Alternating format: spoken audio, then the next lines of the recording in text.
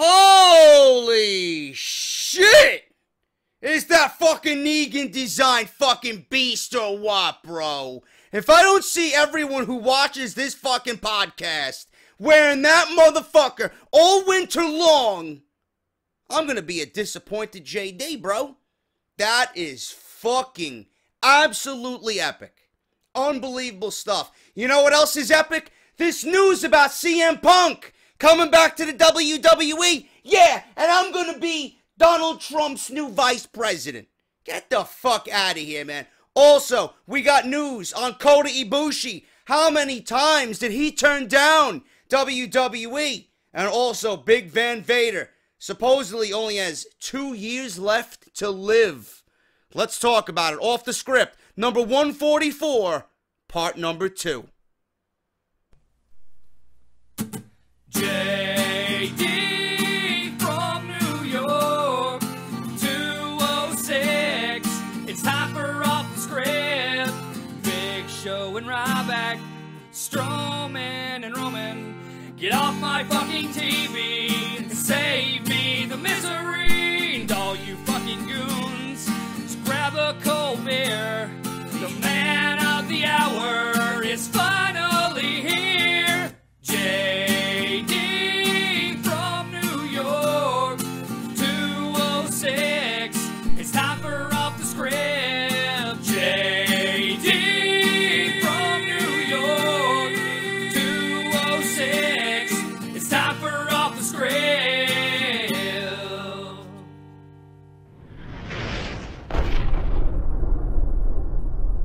What's going on, guys? JD from New York here. Thank you so much for tuning back into the number 1 fucking podcast in your subscription boxes right here on YouTube.com. This is Off the Script. And just to level with you guys for a little bit, man, that Negan design, man, I'm so fucking proud of that design, man. I can't fucking wait to get myself on one of those, man. I did that specifically for you guys because that scene in episode 1 of The Walking Dead this season with Negan, unbelievable, man. When he just completely annihilated Glenn and Abraham and he's treating Rick's group like a bunch of fucking pieces of shit for what they did. That's exactly our feelings about Monday Night Raw, man. The detail in that shirt, it's JD is Negan with the backwards baseball cap, JD on the cap in red, Lucille over my shoulder, all bloodied, still thirsty for more. On Lucille itself is Raw, stating that Monday Night Raw is about to get fucking Lucille'd. And then, obviously, you got the Off the Script logo right on the back of the jacket, man. Absolutely fucking beast. And these will be for sale next week, right in time for Pro Wrestling Tees, Barbershop Windows, Black Friday sale. I expect every single one of you to buy that shirt, man. Plus, we got the Dana Brooke Get Off My TV, man. Get Off My TV version 5. Dana Brooke, unbelievable stuff for you guys coming up. Cop those 2 shirts, man, because I have a feeling, they are going to be my absolute number 1 and 2 best sellers of all time for Off the Script merchandise, man. So thank you to Connor. If you guys need any work done as far as t-shirt printing, artwork for t-shirts, I swear to God, man, he is your man. Easy to work with. I went back and forth with him all morning to get this design right. We went over several different looks. That's the one I settled on. He is amazing, man. I'm going to leave you his Twitter down in the description of this video. Go check him out. He comes at a great price. Unbelievable work, as you guys see with all the Off the Script merchandise on Barbershop Window. They will be available next week before Black Friday. Follow me on Twitter, at JD from NY206, for the most up-to-date notifications about when they go live, man. So thank you to everybody for the continued love and support. I did this for you guys, man. We are Negan, and we're coming for Monday Night Raw, man. Thank you guys so much. I'm fucking pumped for that t-shirt. Also, I want to make a quick mention. Thank you to everybody that completely understood about the webcam situation. I am looking into a new PC. I'm having a few different people help me out. I don't need anything extravagant, man. I don't game on my PC.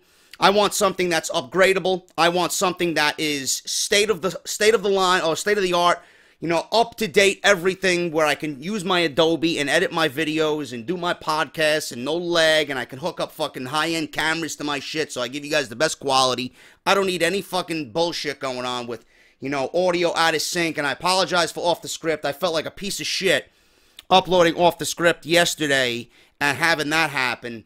And I'm glad you guys continued to support the show, man, even though that was a little minor detail throughout most of the video. So thank you to everybody that understood. Hopefully this video comes out better. I think I maintained most of what was going on here.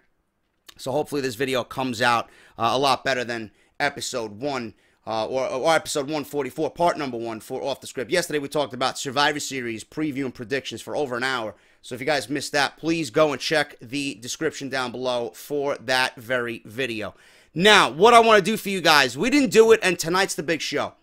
Tonight is the big show. We got NXT TakeOver Toronto. I am fucking pumped as shit for this show, man. I'm going to go over the full card for you. I'm going to give you my quick preview and predictions for this. We're going to run through the entire Dusty Classic so you guys know where the Dusty Classic, you know, went and where it ended up going as far as the finals for tonight's show.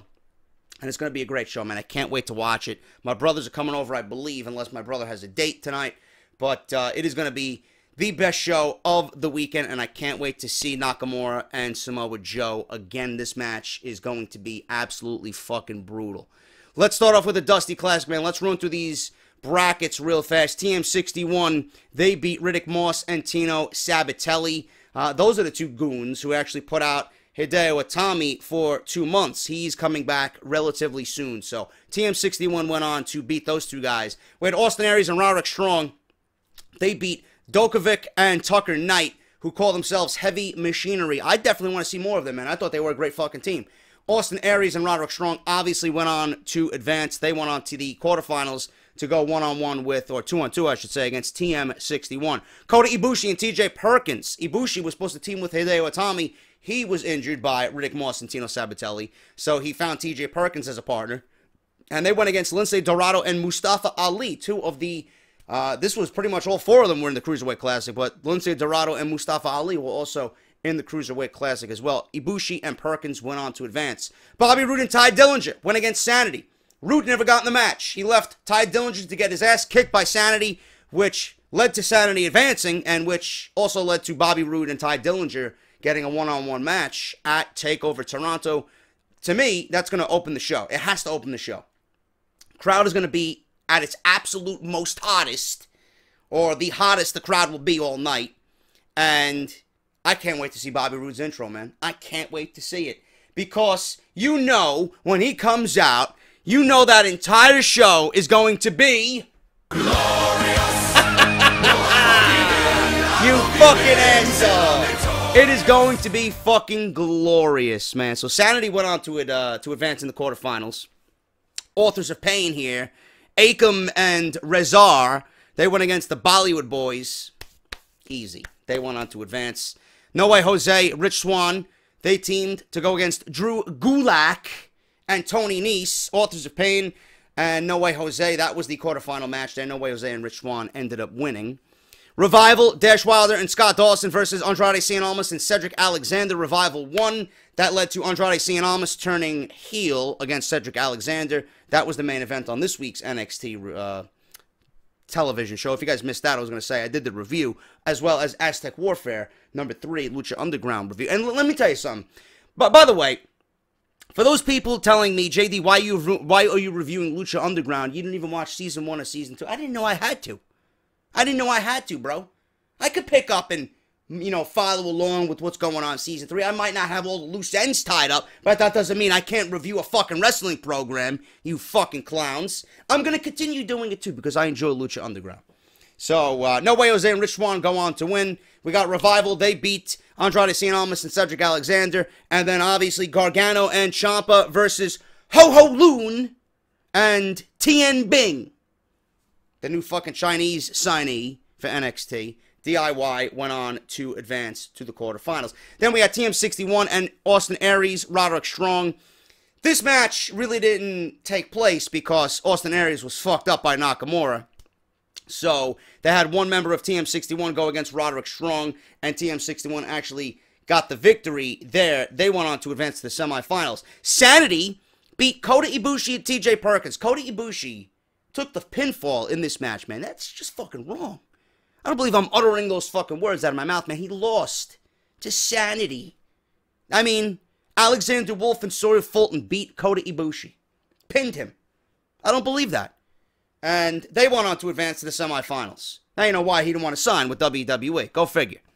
Authors of Pain, No Way Jose and Rich Swann, they went on to advance to the semifinals. Easy work there for Authors of Pain, who are probably going to win this entire thing. Revival versus DIY, Gargano and Ciampa. Revival came out and pretended that they had an injury. Or Scott Dawson was on crutches and pretended that they had an injury. Or he had an injury. Revival can't go because they're only one-man team because of his injury. Right? So DIY's like, what the fuck, man? They wanted to get their revenge. They wanted to get a win, advance, and feel good about beating the Revival. They didn't let it happen. Typical heel shit by the Revival. You gotta love it. You gotta love it. It was all a fucking ploy. They were playing possum. DIY advances. You know? Another reason why they didn't want to do it is because they knew if they won, you know, they're not going into this match thinking, we're going to lose. You know? So, you know what? We'll bow out gracefully. We'll give DIY the victory because they're going to win. They're going to advance. And then they got the Authors of Pain. So, they did the right thing, I think. I think they made the right decision. So, it was DIY versus Authors of Pain and TM61 and Sanity in the semifinals. TM61 beat Sanity. They advanced to the finals. And then the Authors of Pain and DIY, great match on NXT television. They advanced. So the Authors of Pain, and thanks to the Revival, by the way, they interfered in that match, which again makes them fucking great heels. Playing possum as always, getting their revenge on DIY, costing them the match. Authors of Pain versus TM61 in the finals of the Dusty Classic. I'm enjoying this year's tournament a lot more than I did last year. And I think the Authors of Pain are going to take it. Now, Paul Ellering will not be getting involved in this match. He will be suspended above the ring in a fucking shark cage so that he doesn't tarnish this match. Can ARKHAM and Rezar win this match on their own? I think so. I think they're big boys. I think they're big enough, good enough, you know, to solidify a victory here. I think TM61 is going to go over as far as getting them to the next level. I don't think they're going to be the team to take down Authors of Pain, though. I think the Authors of Pain need to remain undefeated. And I think they're going to win the Dusty Tag Team Classic here and be crowned the second winners of this tournament in memory of Dusty Rhodes. But it's going to be a great match. Going to be very exciting. TM61 is a very exciting team. And the Authors of Pain, they've been doing some very, very good work as well. So that is my pick for the Dusty Classic. Other matches on this show. Bobby Roode versus Ty Dillinger. I think this match is going to open the show. I can't wait to fucking see Bobby Roode's entrance and hear that crowd reaction. It's legit probably going to be the best moment of the entire fucking weekend, bar none.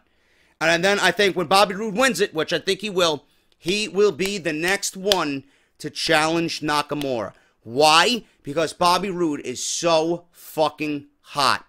He is on fire right now. And you need to give this guy a title shot. Ty Dillinger has been in fucking developmental for God knows how long, man. This guy is ready. I don't know what else is left for him on NXT's roster. I really don't. I would love to see this guy on SmackDown. To be perfectly honest with you, I would love to see him on SmackDown. If the Intercontinental Championship remains on SmackDown, which it should, WWE, Ty Dillinger would be absolutely perfect. He would be perfect for the Intercontinental Championship and that mid-card, man. Bobby Roode's going to win. He's going to beat Ty Dillinger at TakeOver Toronto. Authors of Pain, they're going to beat TM61. Revival, Dash Wilder and Scott Dawson versus DIY, Johnny Gargano and Tommaso Ciampa. Listen, I think it's about time we get a tag team title change. This is going to be 2 out of 3 falls. This is going to be the match of the evening, in my honest opinion. I think that's going to be the match of the night. And you know when you feel something and you know when something is due? I think it's due for Gargano and Ciampa to win the titles. Everybody's talking about Ciampa turning on Gargano. Why? Why would you ruin such a great fucking tag team? Obviously, you have that as a backup when you want to do it. Because both men could easily be singles guys. Easily. But I think it's about time they get their revenge on the Revival. You know, the Revival's gotten the best of Gargano and Ciampa time and time and time again. They even fucked him out of the Dusty Classic.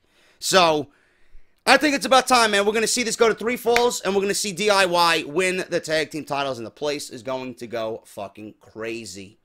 We got Asuka versus the returning Mickie James for the NXT Women's Championship. This is going to be a great match. Hopefully, Mickie is going to do something on the main roster with Smackdown, and Asuka is going to win, man. This is going to boost Asuka's resume. This is going to be a match to pretty much solidify Asuka as a fucking killing machine. They're going to get Asuka to WrestleMania.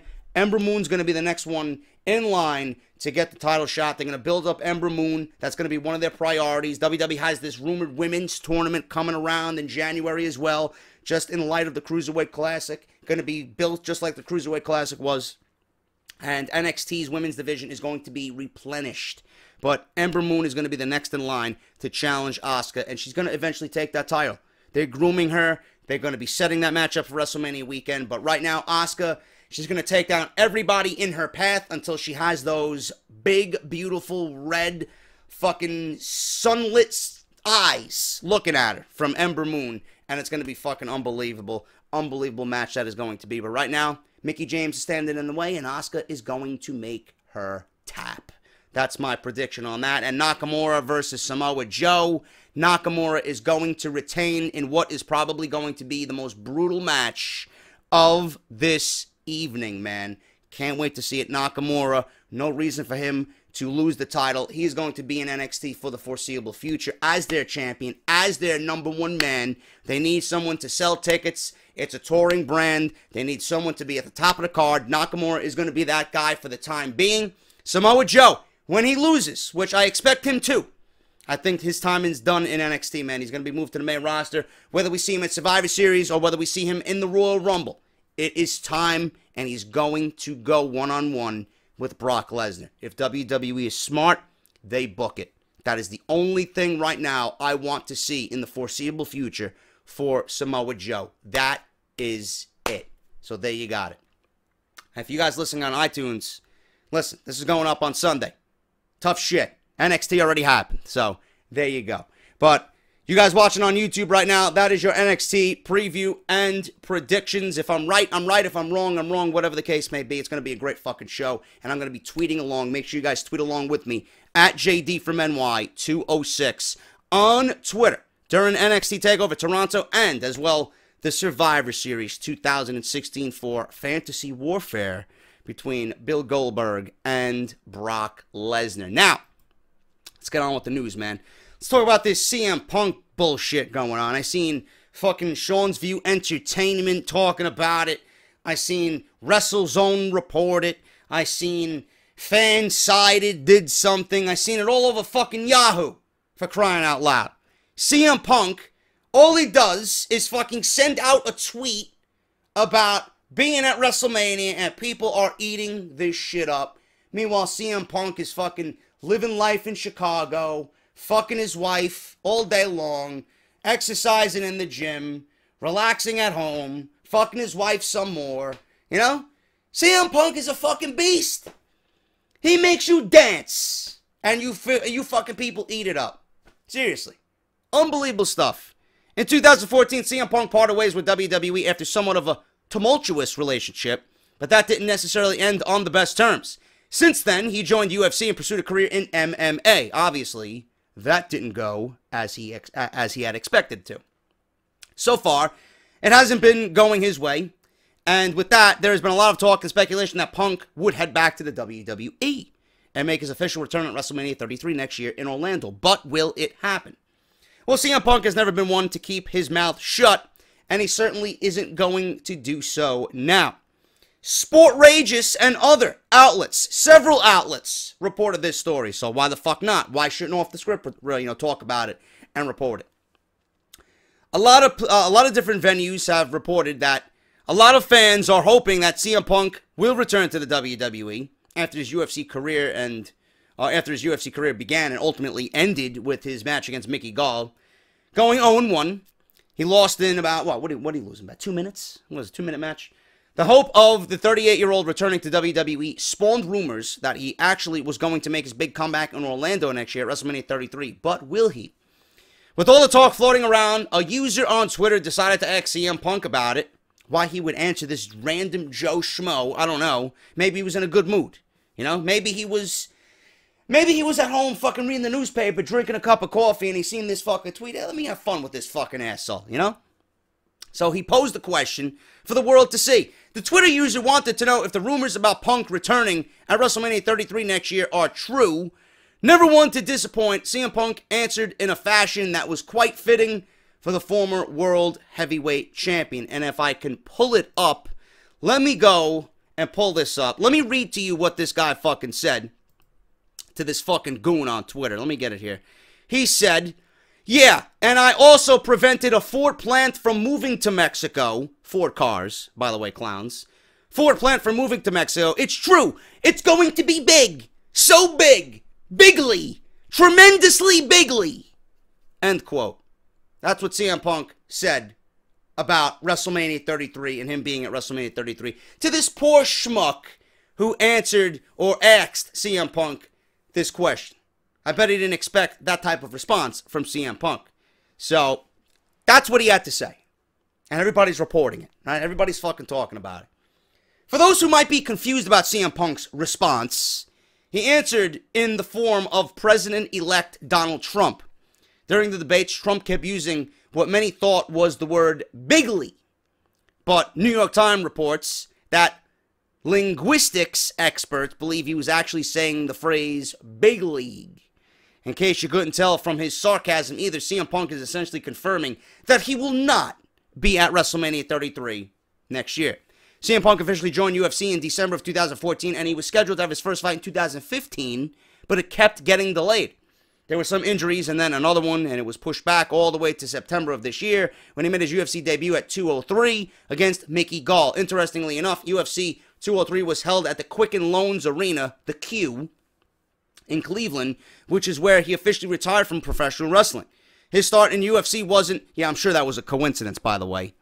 His start in UFC, for the conspiracy theorists out there, again, his start in UFC wasn't the greatest, though, as he lost to Gall in 2 minutes and 14 seconds of the first round with a rear naked choke.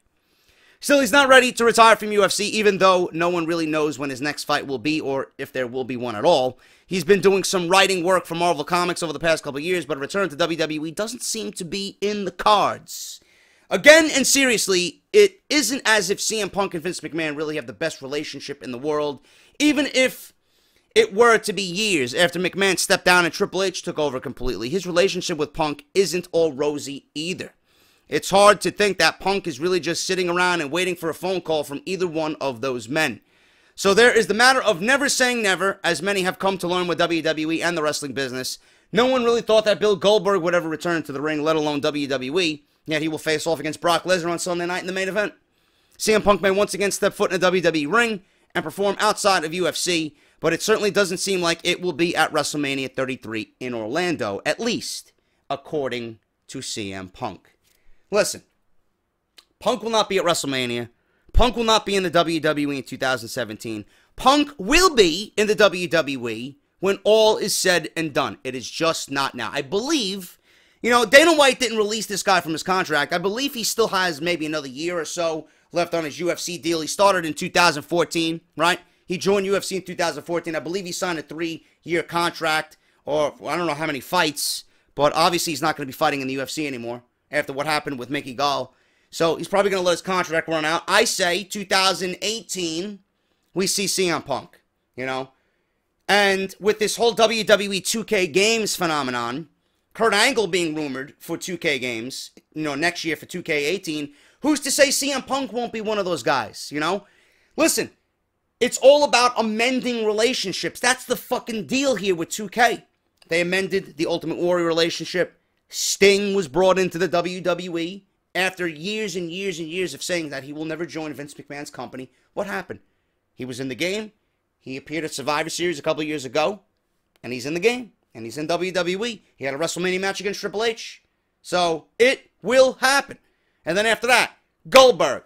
Next year is probably going to be Kurt Angle. Who's to say CM Punk and his relationship with WWE is not going to be amended? It could happen. It could certainly happen, and that's what they're probably waiting for, because They need the gimmicks to continue on, man. Who's going to be the next in line? It's going to be a fucking guessing game every year, man. And the hype, and it's great hype for the game. And it's going to build hype every fucking year, man. When is it going to be Punk's turn?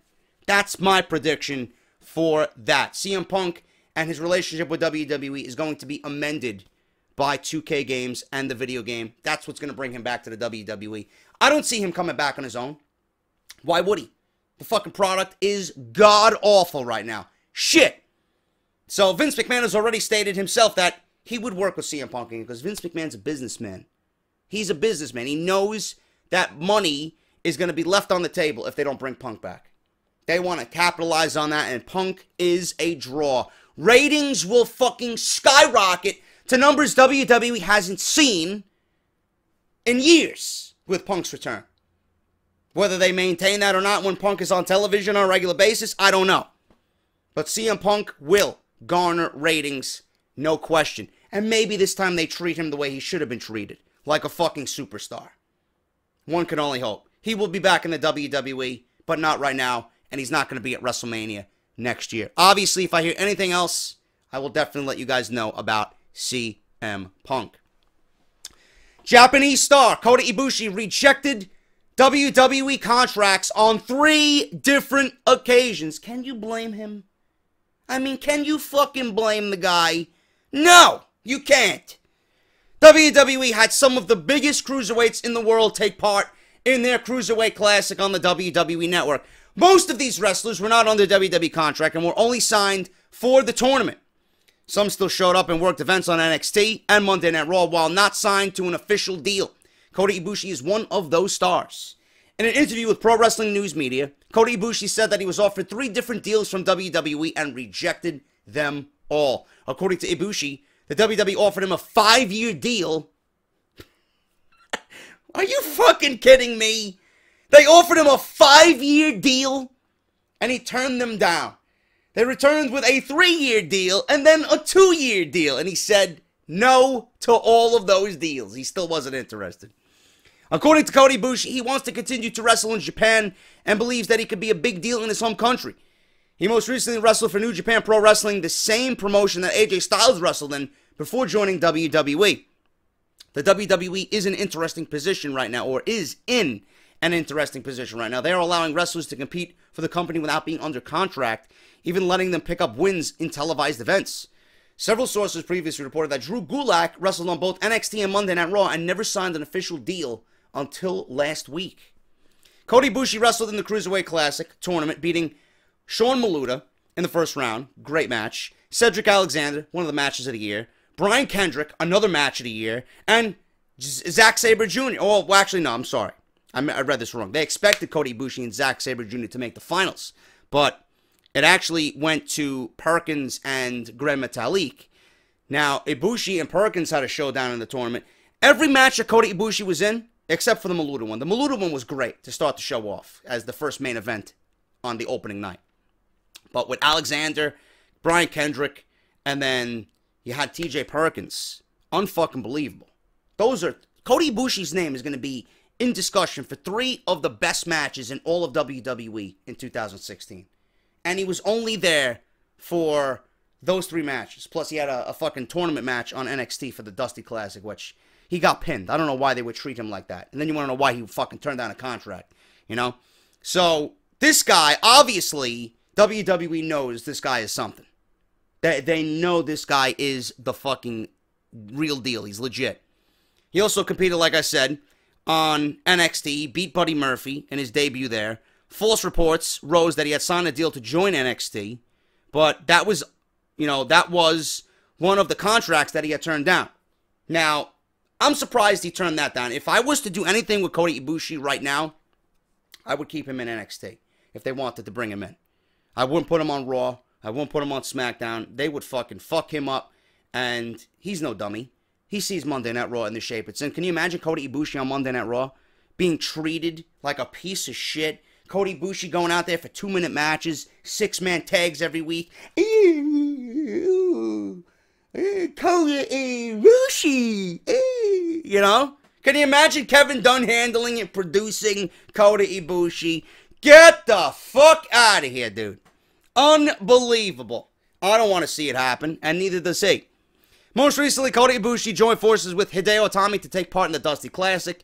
Itami pulled out due to injury. Ibushi teamed with Cruiserweight Champion TJ Perkins. They won their first round match and then lost to Sanity, which I just mentioned in the beginning here.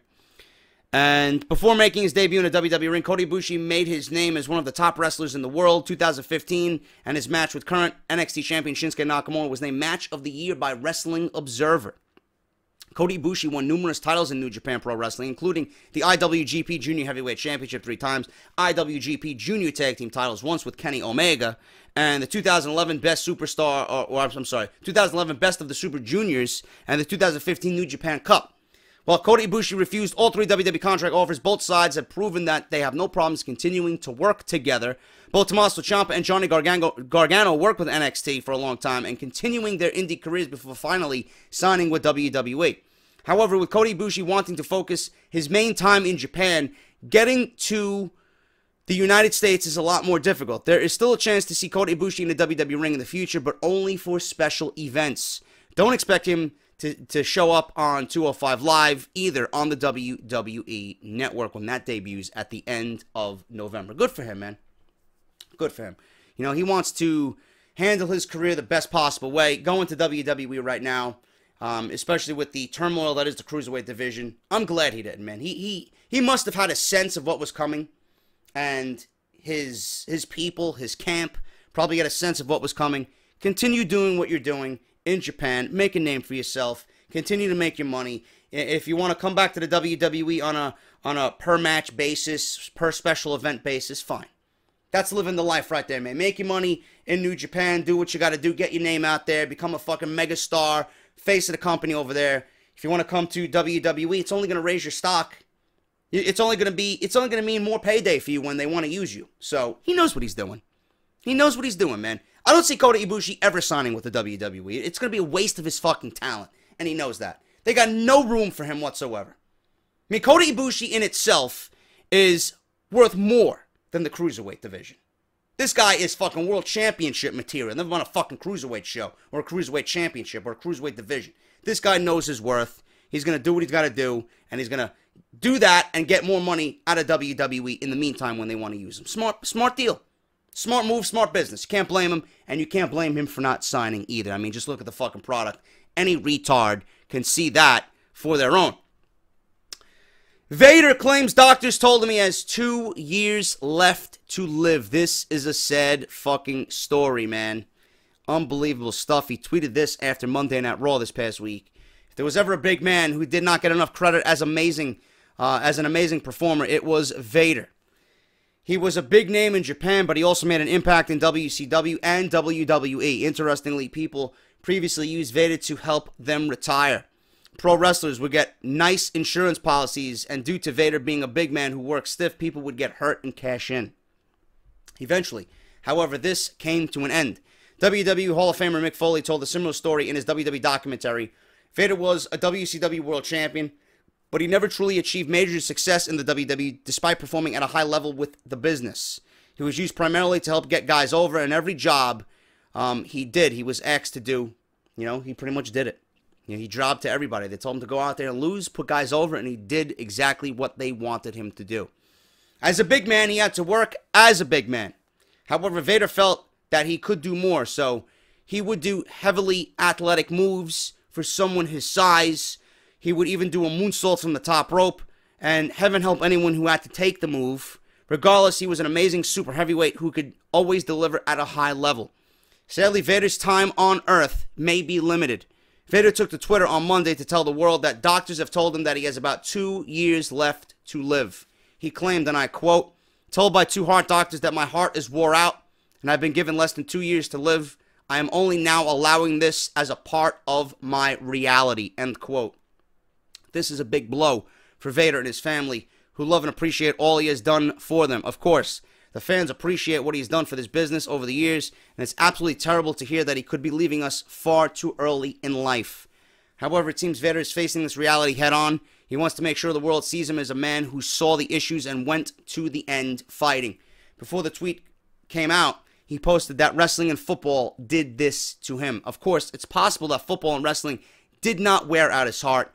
He's been a big guy for years. It's possible that the heart issues have been going on for some time, whether it's his diet or whether it's his weight. I don't know, man. Maybe it's in his family. We don't know. But I doubt wrestling and football wore out his heart. So that's what's going on with Vader right now. However, this is all speculation at the moment. Nobody really knows. This is most likely why he wanted to redo things and tweet out what he pretty much stated and what I read to you. Weirdly, what Vader could do in his time was phenomenal, to say the very least. He was a legend in this business who will hopefully be recognized for it by the WWE in their Hall of Fame. If the WWE has any set of balls on them, man, they put this guy in the Hall of Fame before something fucking catastrophic happens and he's not with us any longer. You know, have him get up there where he rightfully belongs in this business, you know, on stage in front of his peers. Let them see him.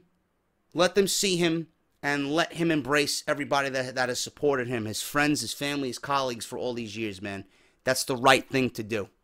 Don't have it be too late with the Macho Mans and the Big Boss Mans and all these other guys who are no longer with us, who've been inducted into the Hall of Fame. We can't physically see them on stage.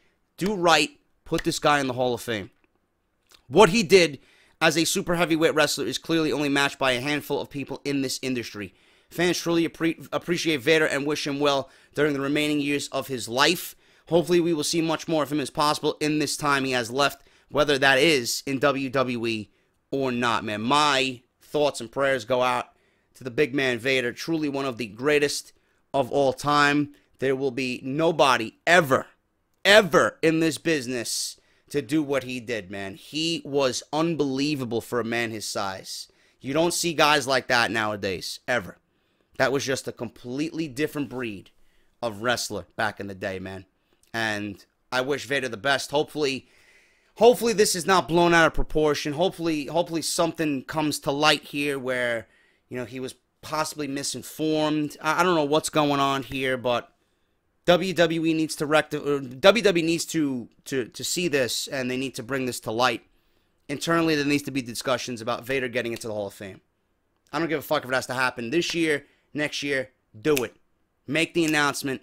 We don't want it to be too late. Give him that honor of being in front of his family, his friends, his colleagues, the fans, before it's too late, man. I don't want to see another one go too early, and they're not there to appreciate everything, you know, from the fans. To give them, you know, the fans give him all the love and all the respect, man. It's just a sad story. And he tweeted this after Monday, man. I tweeted him.